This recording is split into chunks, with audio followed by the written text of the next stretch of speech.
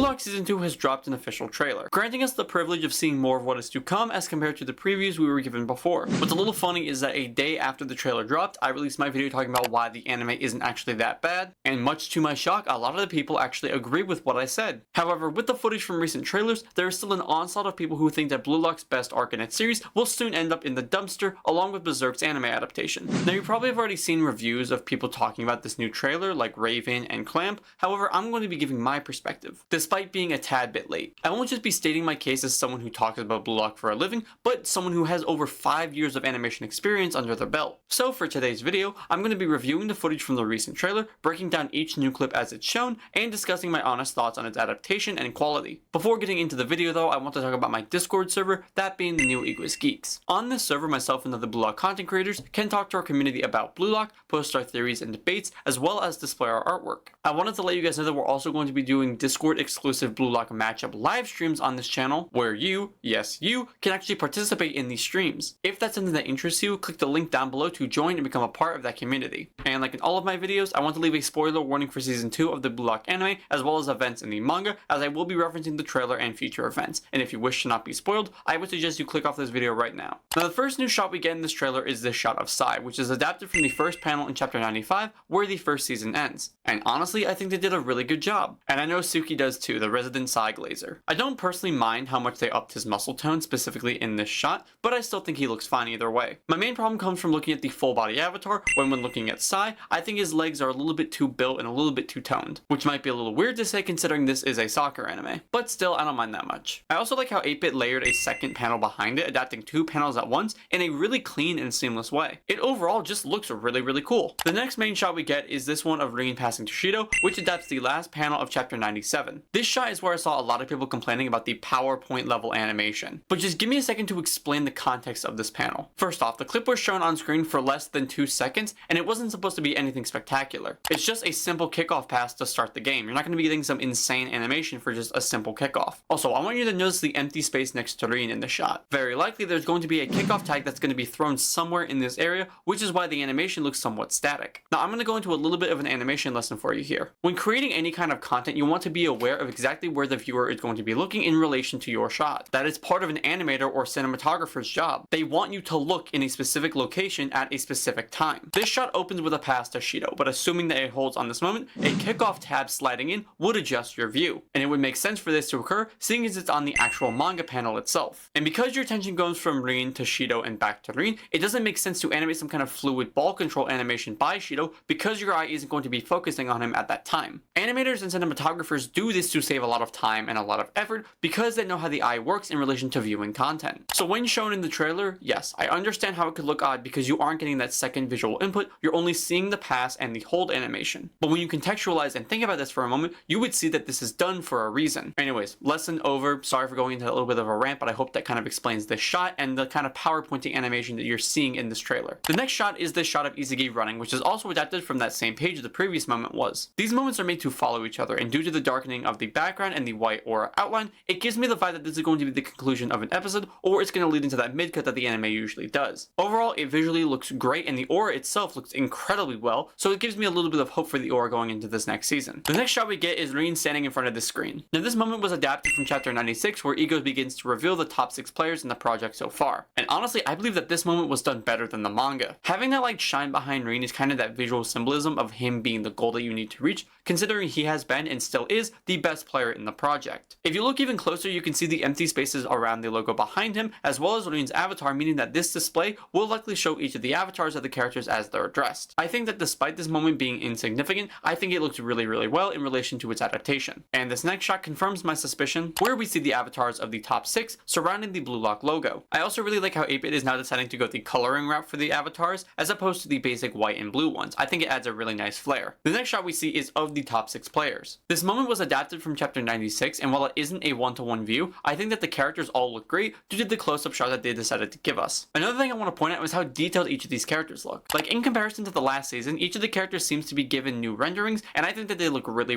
good. The next shot we get is of Shido passing to Isagi, and I can already hear the comments, so yes, I'll say it. this shot does not look that good. Otoya looks very poorly drawn, which is very odd because from this shot, he doesn't seem to move. If he was moving, then yes, I would understand. But he's just standing there, so make him look a little better. The main moment from this shot I wanted to talk about though is the actual trapping of the pass. I don't know if you were aware of this, but that shot was CGI. I didn't catch it at first, but the ball, the foot, and the bottom of the sock are all CGI, and I think it looks really, really good. We also see this moment of Isagi, and I really like how they did the white aura again and the darker background. I'll talk about the background when we get into some later shots because it's more prevalent then. Going into the next shot, we see moments of CGI running with who I'm assuming is Isagi and Hiyori in the back. Now, I get the CGI issue, but this shot doesn't look all that bad. If you take a moment to look at the models in a still frame, you'd see that they actually look way higher quality. The lighting and the texture shines better than it did in season 1 or even in the episode Nagi movie. And I get it, sometimes people don't like seeing CGI, but CGI is very important sometimes. With a series where you could have about 8 to 10 different people in one single shot, running at different speeds and at different frame rates, it would be super difficult to animate that single shot, especially if you did it by hand. Take this shot of Isagi looking at the field in the U20 match. How many characters can you spot? Because not including Isagi, I count 9. Animating 10 characters all running at different speeds and frame rates would be an incredibly difficult task considering how tiny each of these characters are. So sometimes, using CGI to replace the characters with already moving models can save you so much time. And with this shot, despite there only being 2 characters, do you really need to have it hand-drawn? Does this shot of just Isagi's legs and Hiyori in the background desperately require hand-drawn animation?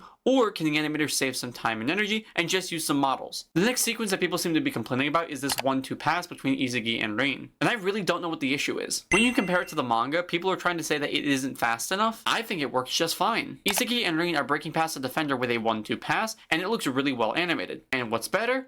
No CGI. Do you, again, know how difficult it is to animate those aerial shots? Spoiler alert, it's incredibly difficult. I was going to assume that aerial shots were going to use CGI for this second season, and even if they do, I wouldn't mind. But if this is what I can expect from those aerial shots, I have absolutely no complaints. The next shot is this basic still of Rain, which I get why people are complaining how he looks, but look at the manga. He looks weird here too, so shut up. The next shot we see is of Shido scoring with his no-look shot, which people were complaining that this was a still frame. It's time for another animation lesson. Do me a favor and pay attention to the movements of the effects in this clip. If you look, you can see the airlines move in the exact same way almost 3 to 4 times, and the repetitions are fairly short. I get how this can appear to be still and it can appear to be a little bit annoying. However, this is done specifically for the trailer. This is not how it's going to be adapted in the anime. Because this is essentially everyone's first time seeing Shido play, the animators, again, want to give you time to focus on him. This ties back to the eye lesson that I explained previously. The animators are extending the clip specifically for the trailer so you can see Shido, the ball, his position, as well as the defenders. This was done intentionally for the trailer, and when put into the anime, I guarantee you that this shot will not be as long. So again, people who are complaining about the PowerPoint animation,